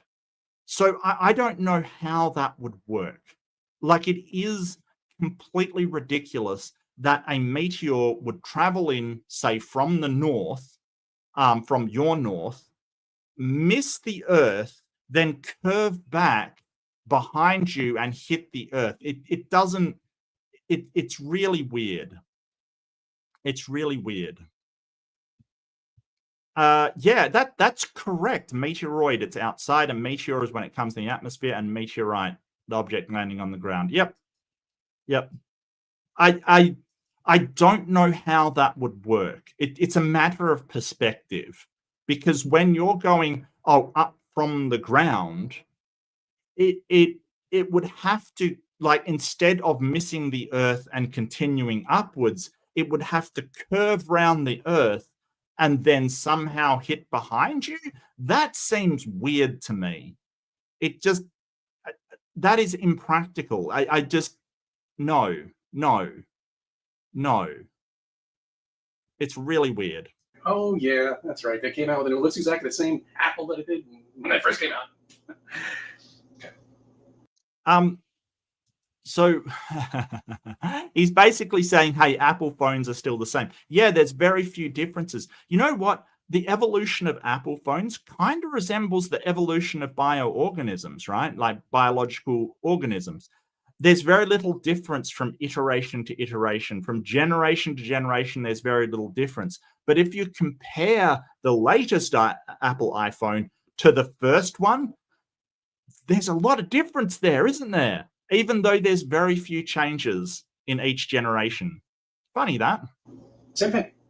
Same thing, but never. With all these cameras that are out there, there are people that have taken pictures of things that are amazing, but yet we still do not have a picture of a comet coming up the horizon. Not a single one. After all of these years. Yeah, because up the horizon suggests that it is curving around the Earth in a way that physics would just preclude. Like the gravity would cause that thing to crash to ground before it comes up over the horizon. It's just, you're not understanding how they work. Like how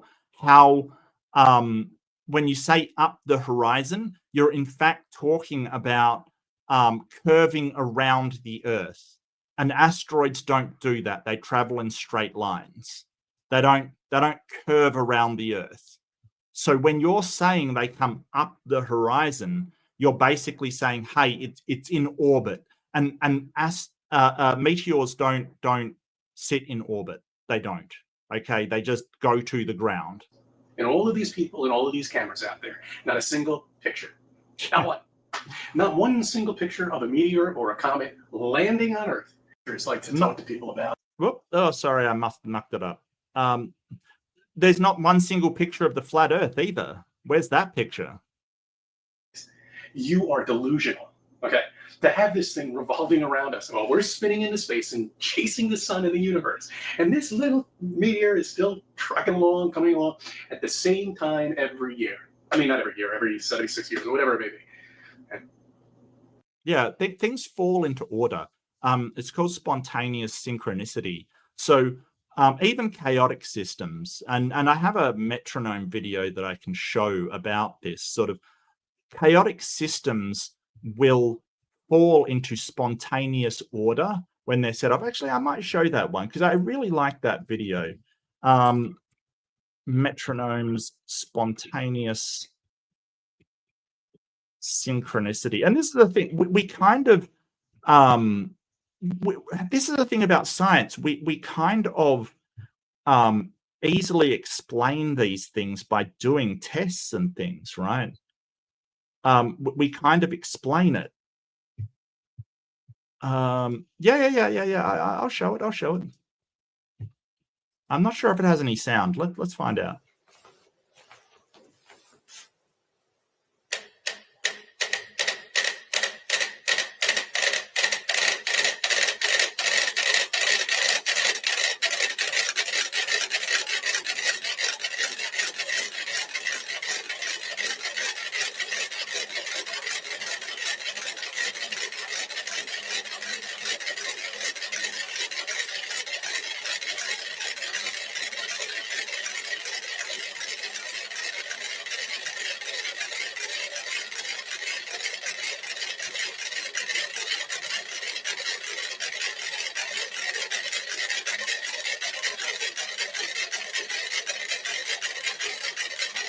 That's getting a bit loud. You can definitely see what's happening though.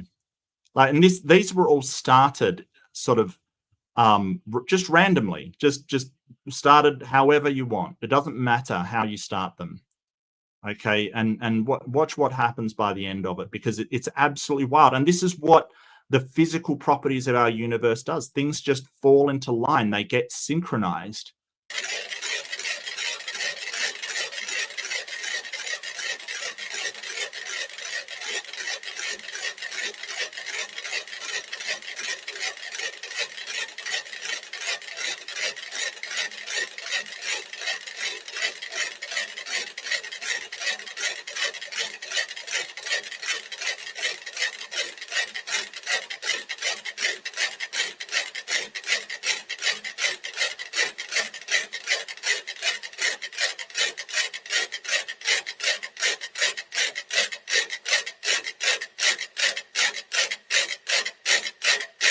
You okay, Charlie?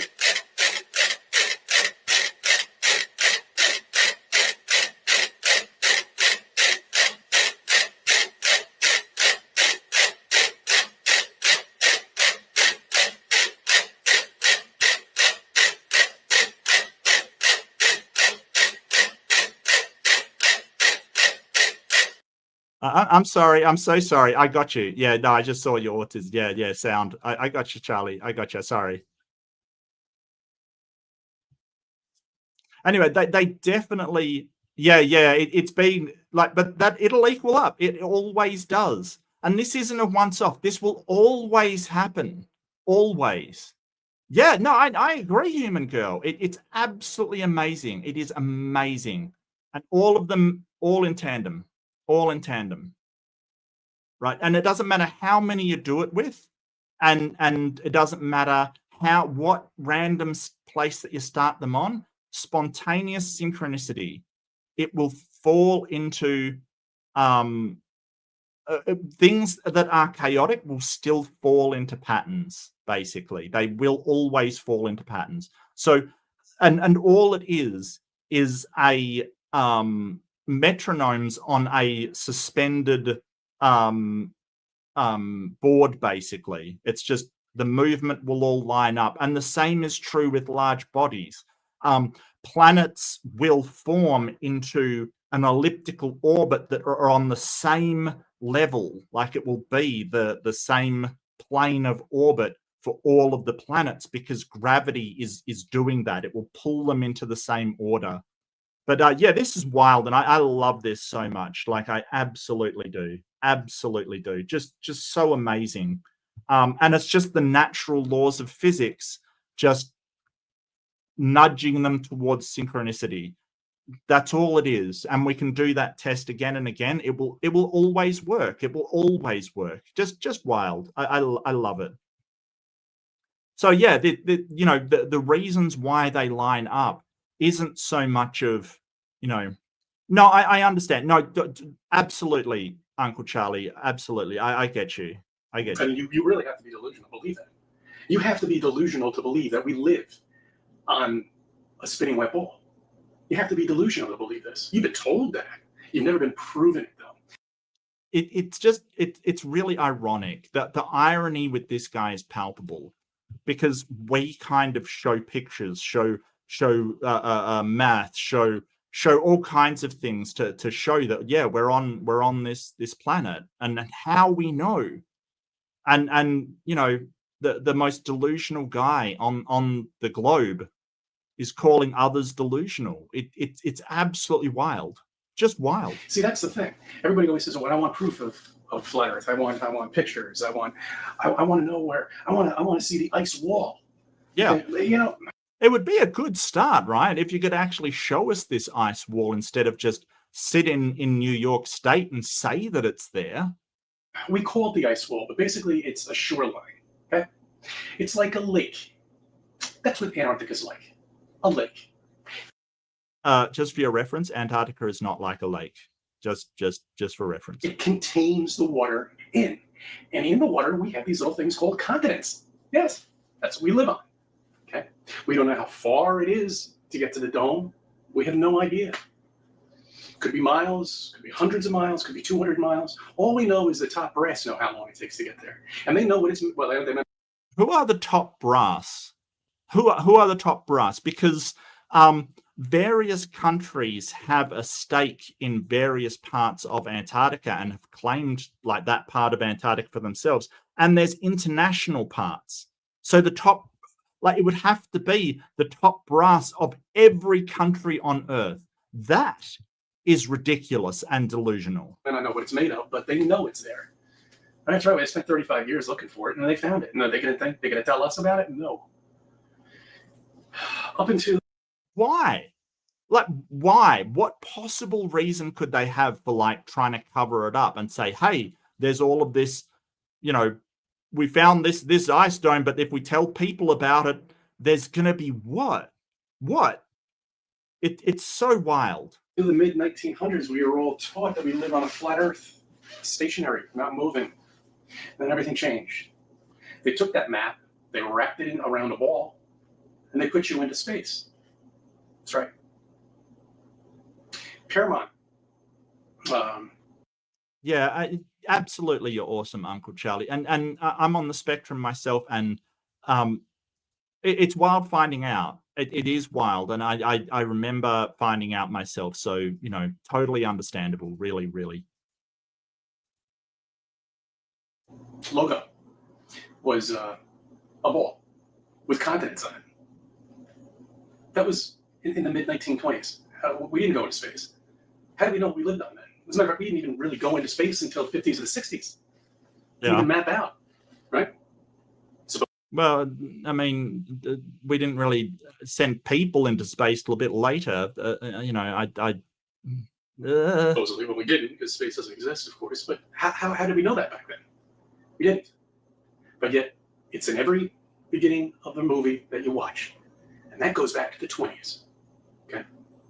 After they were teaching us in the mid-1900s that we all live on flat land, stationary, non-motionless, they moved it. And they said that you live on a spinning web ball in space, traveling at this enormous amount of speed. Yet I don't remember learning about chasing the sun at this enormous amount of speed.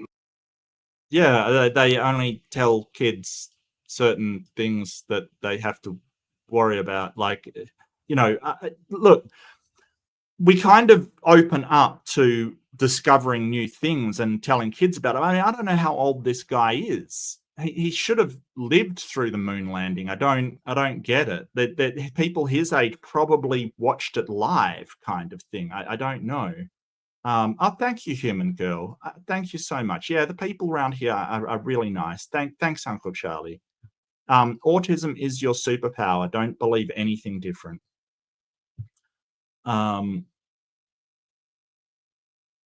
Potholer re-uploaded his video about it's Dunning-Kruger. I don't know what Dunning-Kruger is. I think is that where like your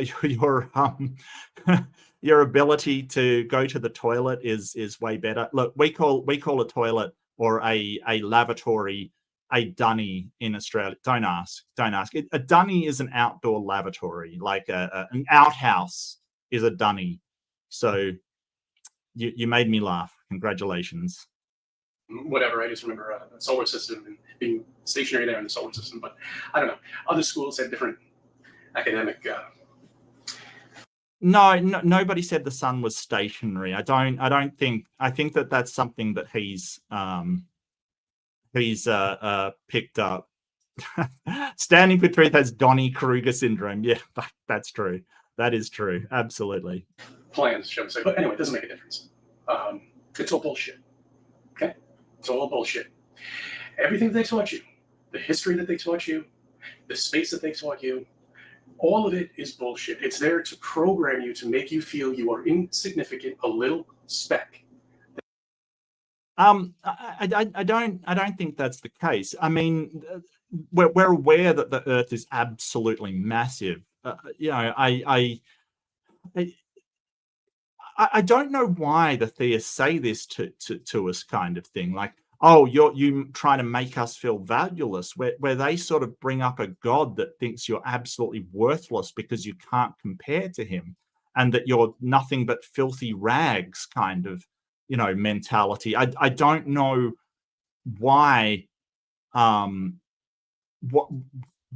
why they would leverage this. Oh, well, you just want to make us feel tiny. It's like, well, doesn't God make you feel tiny and insignificant? I don't like, no, it doesn't make me feel that way. No. Why would I feel that way? It's really weird. The whole idea that we're only tiny in the universe, it's just, it is what it is. How you feel about it has got nothing to do with it. Like, oh, you feel tiny. Well, in the grand scheme of the universe, you are tiny. But in the grand scheme of your community or your loved ones or your life, you are absolutely central. It's like saying, oh, you're just saying ants are small to make them feel tiny. Well, ants are tiny. We're huge in comparison to ants, though. So it all depends on your perspective. It's very, very strange. That you're not capable of anything. Look at Hollywood. I've been saying this for so long, guys. It's satanic. All of them are satanic.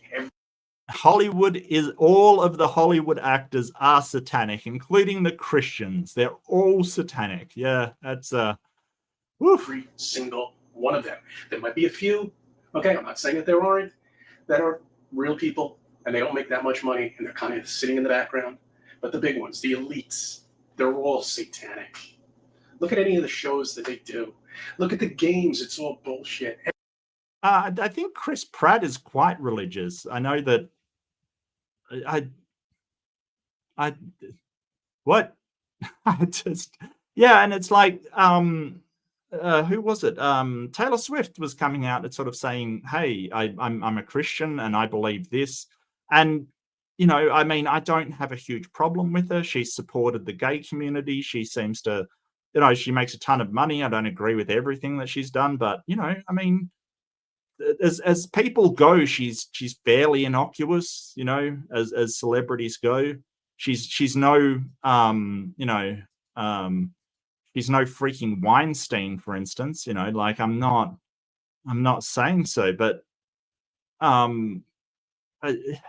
it's very weird. As soon as she spoke out about she's satanic and she's a witch, it's weird. It's so weird. I don't know how these people go through life thinking that demons are accosting them and witches are out to get them and satanic people are doing this. It's crazy. Everything is bullshit. They told you about going to school. They told you with a college degree you're guaranteed a salary. Bullshit. Okay? You don't know somebody? I don't think anybody said with a college degree you're guaranteed a salary. I don't know about that. He seems so disappointed in his life, kind of thing. Like he's talking about all of these things he was told that he doesn't believe, and some of them are just socioeconomic stuff. Like, oh well, I got a degree and I didn't get a job off of it. Well, yeah, I mean that sucks. Admittedly, that sucks. I get you. It's weird.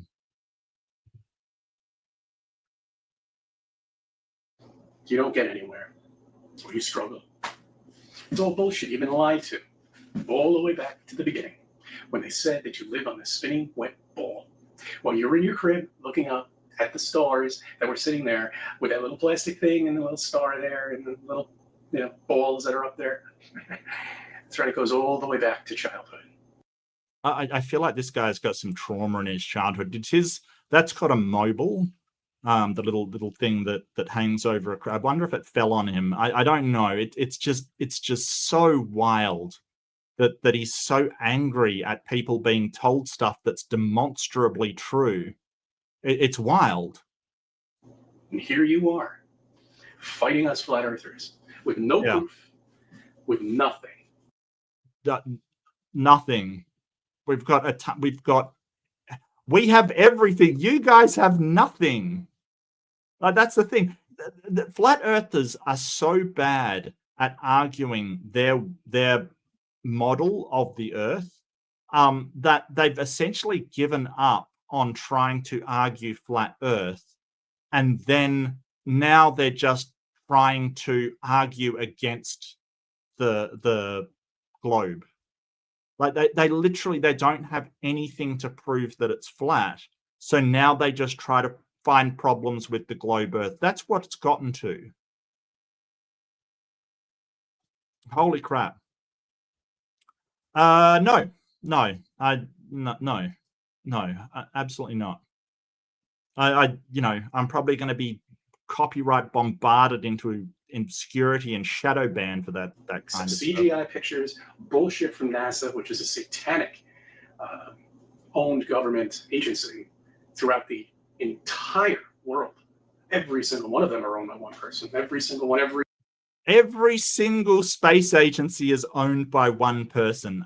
Where do you get your information from, sir? Are you saying that the National Indian Space Agency, the government space agency, is owned by Jeff Bezos, who obviously has a space program as well? Elon Musk also owns the Indian. Like, who is the owner? Who is this person? Who is this person? Is it Satan? I bet it's Satan. It's got to be Satan, right? Satan owns it all? I don't know, but what the hell? One person owns all of these space agencies. Who is that person, CC? Who is that person? Is it Bezos? Is it Elon Musk? Is it didn't Virgin do orbital flights? Is it who's the Virgin guy?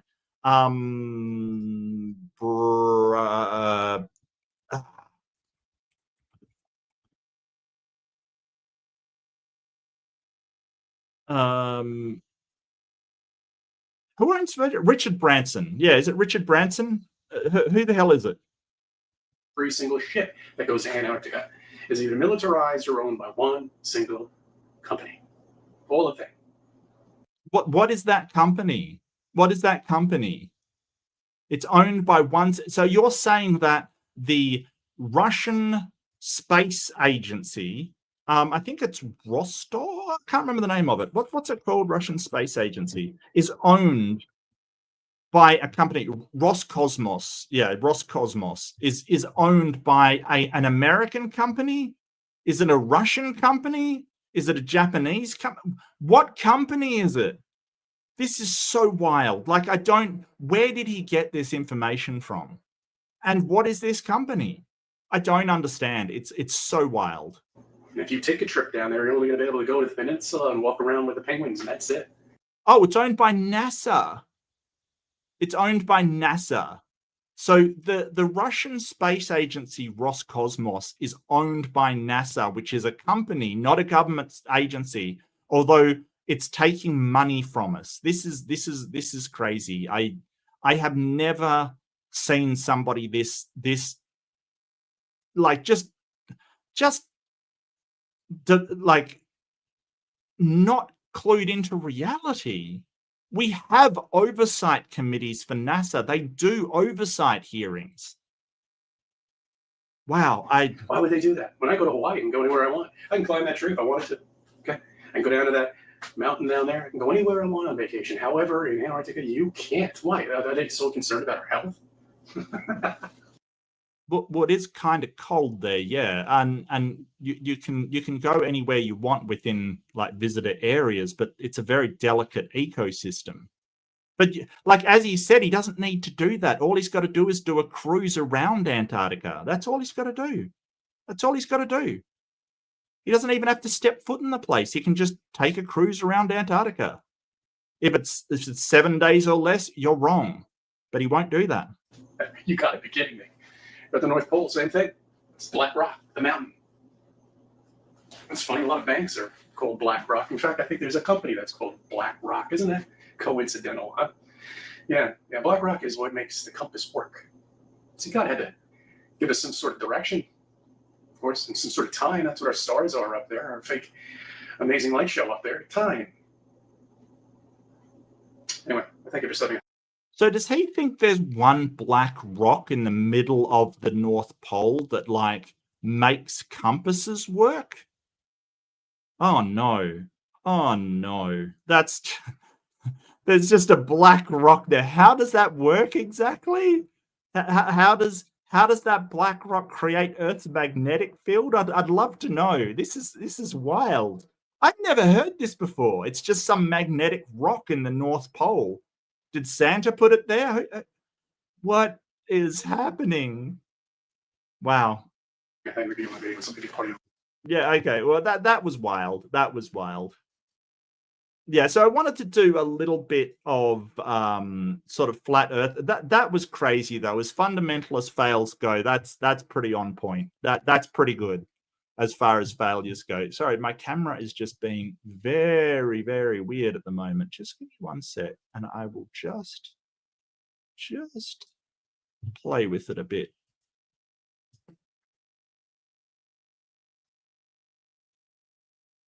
I'm just playing with it. Focused. Okay, awesome. Yeah, that's wild. That's wild. The fact that we've had people circumnavigate Antarctica multiple times in less than 3 months, in about 10 weeks time or so, is absolutely wild. I don't know how you can look at that and go, well, they're in on it as well, all the people that have done that. There's a yacht race that goes around Antarctica. Like, they're all lying. They're all in on the conspiracy, as well as the scientists, satellite engineers. Everybody is in on this conspiracy. And the whole idea that all of the space agencies, Australia has a space agency, India has a space agency, Japan does space stuff, like every single one of these foreign-owned entities are in fact owned by NASA and they're a corporation, it's really wild what you have to believe in order for to make this work. And I don't doubt, as the final experiment comes in, he's just going to add the other flat earthers to the list. I mean, most of the big name shills like David Weiss says that they shouldn't go because they're just going to be tricked and they're in on it and all of this stuff. It's really fracturing them up. And I've never heard that there's a big rock in the North Pole that creates Earth's magnetic field.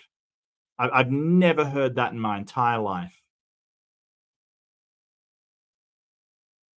But it's wild. It's wild. And the fact that he sits there and goes, oh, well, you're delusional if you believe in this stuff. It's really, really wild. Yeah, absolutely. Did I put the Discord server? I probably forgot it off the video description. I'm so bad. Like, I'm so bad. So join the Discord if you do want. There's a petting zoo in the Discord if you do like sharing pet photos. There's stuff like that. I've really got to hang out there more. I do want to watch the Alex O'Connor debate. I think that is as far as I could see, it was a pummeling I could absolutely get on board. You know, like absolutely. I really, it was a pummeling. It really was. I want to have this expire, never generate copy. I will put it in the description. Discord server. I really got to work on my descriptions and stuff. Okay. All right. So it's in the video description now. I've just put it in there. So yeah, please join the Discord server. I will try to be on more. It was great to see you all. The whole idea that flat Earth, like they will often say it's gaining ground, it's getting more and more, it's sort of, you know, ramping. It's really not. It's really not. And just because your average person on the street or I can't explain something doesn't mean that we don't know what it is, that the people working in space industry don't know the answer. Like, that's the thing. I don't know. I have to know how my engine works to know that, hey, somebody does. There's mechanics out there. There's people that understand combustion. There's people that understand electric engines. There's people that understand all kinds of things. I don't have all of the answers. Nobody does. You've got to sort of say, well, I can't possibly learn everything. Like, it's impossible. We can't. I don't know how to make 3D printers. I don't know how to make all kinds of things. We don't have to. We rely on each other to have that knowledge. So we have people who specialize and we listen to them. You know, I don't understand the human body. I'm not great on biology. I can't be a doctor. But that's no reason to think that doctors are all lying to me if I don't understand it. You know, I don't understand how ultrasound works. I don't understand the process, right? It doesn't mean to say that I think it's all just crap if I don't understand it. It's really weird. And it's very strange how flat earthers, they will question this one thing, you know, the space and stuff. When it's applicable to their life, they don't question it.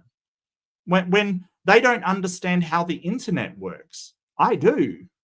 I understand subnetting, TCP/IP, BGP, Border Gateway Protocol. I understand that. But it's only because I have actually gone out and found that information. That doesn't mean that it's just all crap. But it's something that is not practical to their own life, right? It's something that is, you know, they see spaces and space exploration, or they're, well, it's got nothing to do with me. If it was practical for their life, they would believe it. But, oh, thank you so much. Silver Phoenix Rising sends in a super chat. And my program isn't sure. Why aren't you? Oh, there we go. Okay, so Silver Phoenix Rising for $5 says that's why we have experts. Absolutely. You can't know everything. Absolutely. And there are people with massive amounts of knowledge, but usually it's the experts and the specialists have a very deep understanding of a very narrow field. And essentially that's what we want. We want people with a very deep understanding of a very narrow field. So, you know, if you get somebody who is, you know, someone on the street that he's talking about, who is a, just say they're a, you know, let's just say they're an IT person, right? They're a specialist in, just say they're a database specialist, right? They work with databases in order to facilitate information to other users, right? Why would you expect them to know all about the model of our world and our universe? Why would you expect them to have the knowledge that a physicist or an astronomer would? It's really strange. You know, I don't know why you would expect them to. And I don't expect CC to have a working knowledge of how far the sun is away, or, you know, how far we move in a day, or whatever. I don't expect him to have that, but it's weird that without any kind of knowledge of it, he says that it's fake. But he won't, you know, where's the specialist in flat Earth? Where's the specialist in them who can answer all of our questions? I think the closest is probably Austin Whitsitt, and he just gives nonsense. He just gives stuff that sounds scientific but is not scientific. And what we call that is pseudoscience. That is literally the definition of pseudoscience. But that was CC. Thank you so much for joining me. It's been an absolute blast to have you around. So many awesome people in the chat. You guys absolutely make it worth it. And it's really hot here. I am sweating. It is so hot. Look at that. I am sweating. It's so hot. Australia is damn hot at the moment. I got to say, it really is. I am going to go cool off under the air conditioner or something. Damn, it's hot. But thank you so much for joining me. Do like, subscribe, share with friends if you want to. Just, yeah, do the things, because it helps me out a great deal. But it's been great to see you. Don't forget, be kind to yourself, be kind to each other and other people. Don't forget, as much as we disagree with what CC says, you know, it was the video that he lost a friend. I can still sympathize with him as well. He's still a human being, and humans are important to me. It's sad. It is sad. And maybe let's have a bit of empathy for these people. We can disagree with their ideas without actually being cruel to them. So, you know, big condolences on loss. I don't see why I would sort of be happy about that. It is sad. But do take care, and I will see you in the next one.